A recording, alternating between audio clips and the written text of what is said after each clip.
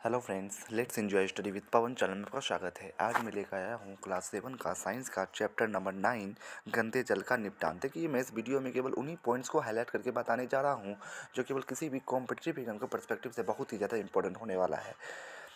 चाहे वो बीपीएससी का एग्जाम हो, बीएसएससी, रेलवे, एसएससी या कोई भी अदर कॉम्पिटिटिव एग्जाम हो, उसके लिए काफ़ी ज़्यादा हेल्पफुल होने वाला है। तो वीडियो जरूर देखिएगा पूरा। चलिए स्टार्ट करते हैं अपने इस वीडियो को।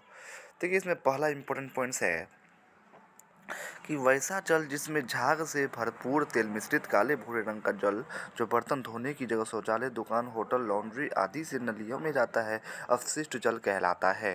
फिर नेक्स्ट है, अपशिष्ट जल उपचार की प्रक्रिया को सामान्य रूप से वाहित मल उपचार कहते हैं। फिर नेक्स्ट है, वाहित बहने वाला मल द्रव रूपी अपशिष्ट होता है जिसमें घुले हुए और निलंबित अपद्रव होते हैं। ये अपद्रव संदूषक कहलाते हैं। फिर आइए नेक्स्ट पैराग्राफ पर। जिस संयंत्र में ऑक्सीजन को पानी में घुलाया जाता है उसे वातित लैगून कहते हैं।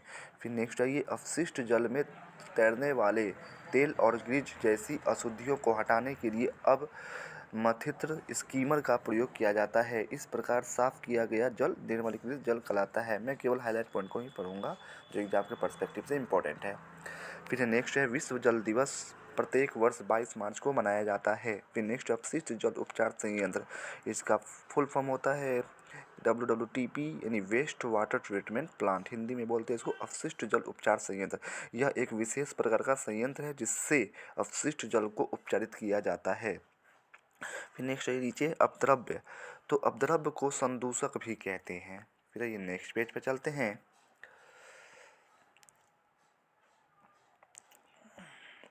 हैजा, हैजा जो है ज़्यादा और लगातार के दस्त होना, ये क्या है? हैजा है। खुजली, बदन खुजलाना, ये खुजली है। पीलिया यानी जॉन्डिस, आँख, नाखून, पेशाब का पीला होना, ये पीलिया के लक्षण है। फिर मस्तिष्क ज्वर, तेज बुखार होना, ये मस्तिष्क ज्वर के लक्षण है। फिर पेचिश, पेट में मरोड़ के साथ दस्त, बार बार दस्त होना, ये क्या है? पेचिश के लक्षण है। फिर आइए नीचे अभ्यास के प्रश्न और उसके उत्तर।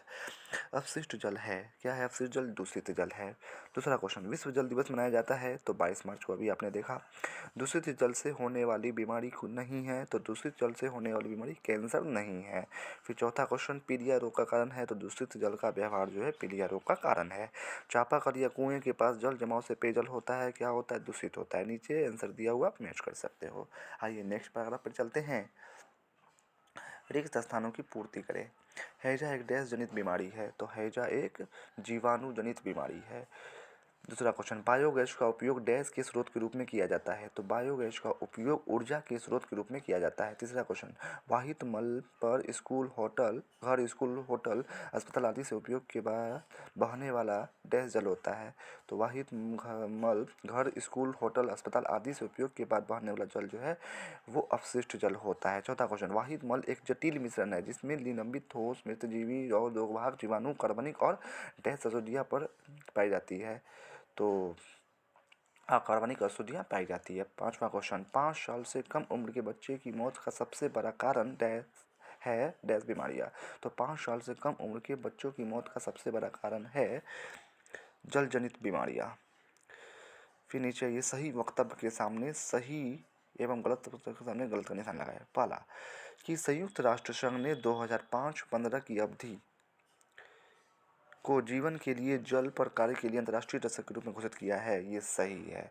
फिर है दूसरा क्वेश्चन, हैजा और टाइफाइड वायरस के कारण होने वाला रोग है तो ये गलत है, जीवाणु के कारण होने वाला रोग है।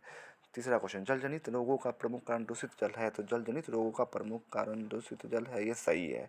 फिर चौथा क्वेश्चन, बायोगैस संयंत्र मानव मल निपटान की वैकल्पिक व्यवस्था है तो ये भी सही है।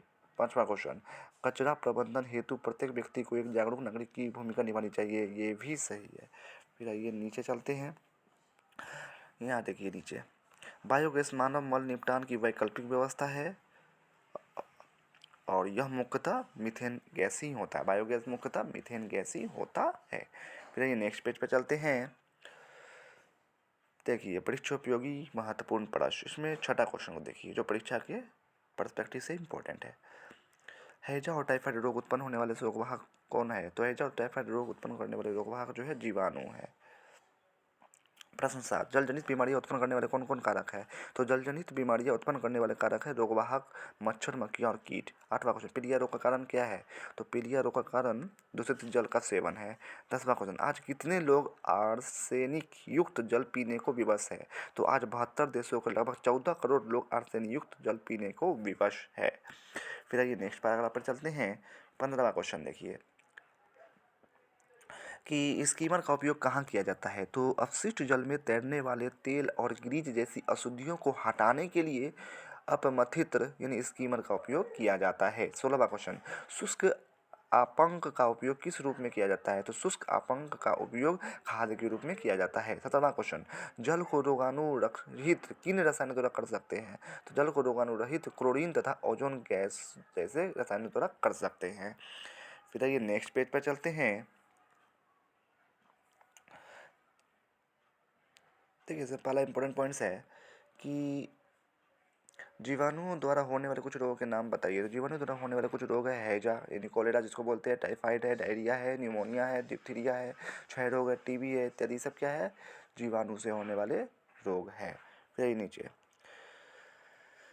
देखिए बीमारी के नाम है कुछ पेचिस जिसे डिसेंट्री बोलते हैं, खुजली स्कैबीज बोलते हैं, हैजा डायरिया बोलते हैं, पीलिया जॉन्डिस बोलते हैं, मेनिंजाइटिस यानी हम इसको मस्तिष्क ज्वर बोलते हैं। यहाँ आप लक्षण पढ़ सकते हो, कारण है, रोकथाम के उपाय भी पढ़ सकते हैं।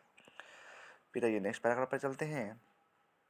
वस्तुनिष्ठ प्रश्न आ गए हैं। देखिए पहला क्वेश्चन कि दुर्गंध युक्त अपशिष्ट का उत्पत्ति स्थल है? तो दुर्गंध युक्त अपशिष्ट का उत्पत्ति स्थल है शौचालय। दूसरा क्वेश्चन, अपशिष्ट जल में शामिल होता है, वर्षा का जल शामिल होता है।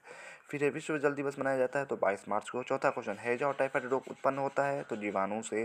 पांचवा क्वेश्चन, पेचिस रोग का कारण है तो सूक्ष्मजीव है। छठा क्वेश्चन, इनमें कौन दूषित जल से होने वाली बीमारी नहीं है? तो एड्स जो है वो दूषित जल से होने वाली बीमारी नहीं है। सातवां क्वेश्चन, दुनिया की आबादी के कितने प्रतिशत लोग खुले में शौच के लिए जाते हैं? तो 18% यानी 18% लोग खुले में शौच के लिए जाते हैं। आठवां क्वेश्चन, मोबाइल शौचालय है, गाड़ी में चलंत शौचालय जो है मोबाइल शौचालय है। फिर 9वां क्वेश्चन, शौचालयों की टंकियों से पेयजल स्रोत दूर होना चाहिए लगभग 20 से 30 फीट। फिर 10वां क्वेश्चन, वर्तमान में पटना में संप हाउस है 32। वर्तमान में पटना में कितने संप हाउस है? 32 है। फिर 11वां क्वेश्चन, स्कीमर का उपयोग होता है तो तेल और ग्रीज जैसी अशुद्धियों को हटाने के लिए पानी से।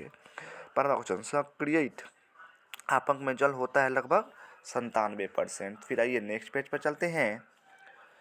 इसमें देखिए कि 13वां क्वेश्चन है, जल को रोगाणु मुक्त किया जा सकता है तो क्लोरीन से। 14वां क्वेश्चन, कचरा फेंकना चाहिए कहाँ पर? तो कूड़ेदान में फेंकना चाहिए। फिर आइए नीचे, सत्य और असत्य की पहचान करें। वाहित मल ठोस रूपी अपशिष्ट होता है, ये असत्य है।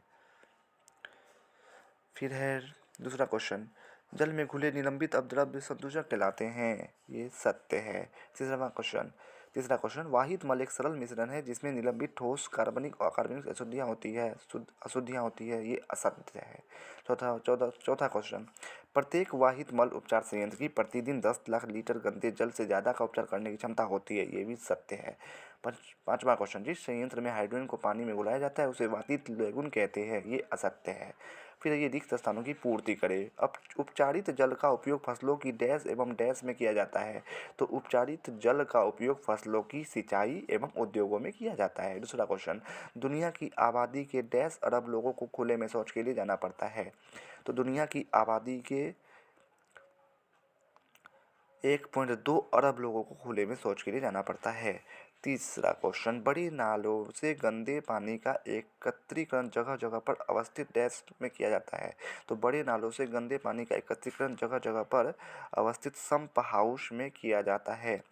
चौथा क्वेश्चन, बायोगैस का उपयोग डैश के रूप में किया जाता है? तो बायोगैस का उपयोग ईंधन के रूप में किया जाता है। पांचवा क्वेश्चन, उपचारित जल में अल्प मात्रा में डैश पदार्थ और डैश तत्व होते हैं? तो उपचारित जल में अल्प मात्रा में कार्बनिक पदार्थ और निलंबित तत्व होते हैं। नीचे आंसर दिया हुआ फिल कर सकते हो।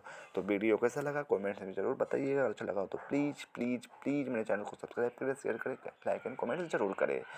बाकी मैं क्लास 6 का भी सारे सब्जेक्ट का और 7 का भी सारे सब्जेक्ट का वीडियो बनाकर अपने चैनल पर डाल चुका हूँ, जिसका मैं लिंक अपने डिस्क्रिप्शन बॉक्स में डाल दूँगा, वहाँ जाकर देख सकते हैं। Thanks for watching and subscribe for more videos.